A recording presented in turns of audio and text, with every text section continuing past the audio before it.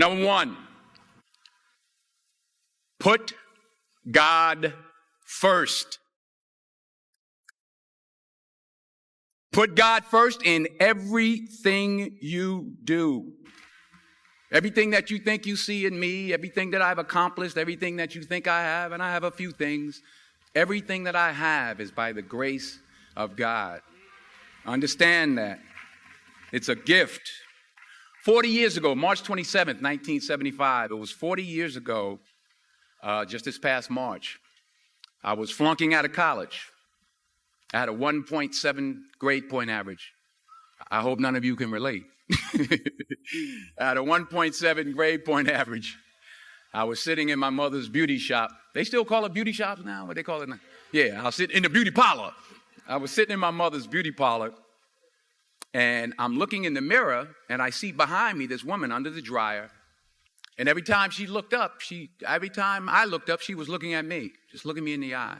And I didn't know who she was, and I said, she said, somebody give me a pen, give me a pencil. I have a prophecy.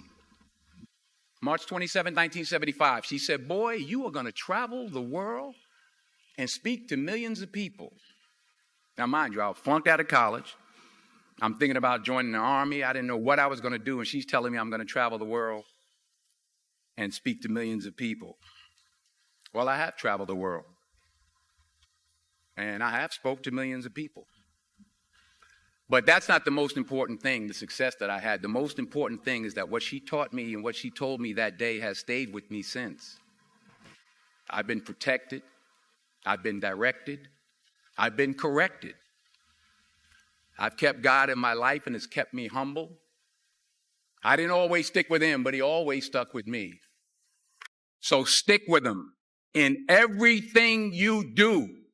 If you think you want to do what you think I've done, then do what I've done and stick with God. Number two, fail big.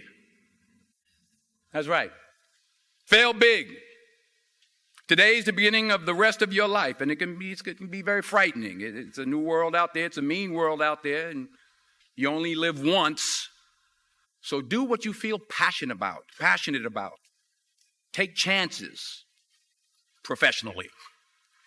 Don't be afraid to fail. There's an old IQ test, was 9 dots, and you had to draw 5 lines with a pencil within these 9 dots without lifting the pencil. The only way to do it was to go outside the box. So don't be afraid to go outside the box. Don't be afraid to think outside the box. Don't be afraid to fail big, to dream big. But remember, dreams without goals are just dreams, and they ultimately fuel disappointment.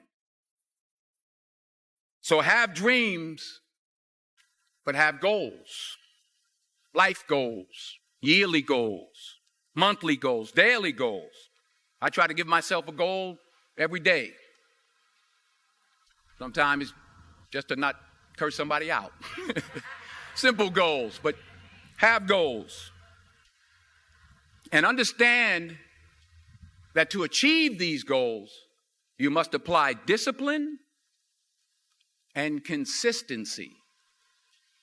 In order to achieve your goals, you must apply discipline, which you have already done, and consistency every day, not just on Tuesday and miss a few days. You have to work at it every day. You have to plan every day. You've heard the saying, we don't plan to fail, we fail to plan. Hard work works. Working really hard is what successful people do. And in this text, tweet, twerk world that you've grown up in, remember, just because you're doing a lot more doesn't mean you're getting a lot more done. Remember that. Just because you're doing a lot more doesn't mean you're getting a lot more done. Don't confuse movement with progress. My mother told me, she said, yeah, because you can run in place all the time and never get anywhere. So continue to strive, continue to have goals, continue to progress. Number 3, you'll never see a U-Haul behind a hearse. I'll say it again. You'll never see a U-Haul behind a hearse. I don't care how much money you make, you can't take it with you. And it's not how much you have. It's what you do with what you have. We all have different talents. Some of you will be doctors, some lawyers, some scientists, some educators, some nurses, some teachers. Yeah, okay. Some preachers. The most selfish thing you can do in this world is help someone else. Why is it selfish? Because the gratification, the goodness that comes to you, the good feeling that I get from helping others, nothing's better than that. Not jewelry, not big house I have, not the cars, but it's the joy. That's where the joy is in helping others. That's where the success is. Finally, I pray that you put your slippers way under the bed tonight so that when you wake up in the morning, you have to get on your knees to reach them. And while you're down there, say thank you for grace. Thank you for mercy. Thank you for understanding. Thank you for wisdom. Thank you for parents. Thank you for love. Thank you for kindness. Thank you for humility. Thank you for peace. Thank you for prosperity. Say thank you in advance for what's already yours. It's how I live my life. That's why I am, one of the reasons why I am today. Say thank you in advance for what is already yours. True desire in the heart for anything good is God's proof to you sent beforehand to indicate that it's yours already. I'll say it again. True desire in the heart, that itch that you have, whatever it is you want to do, that thing that you want to do to help others and to grow and to make money, that desire, that itch, that's God's proof to you, sent beforehand already to indicate that it's yours. And anything you want good, you can have. So claim it. Work hard to get it.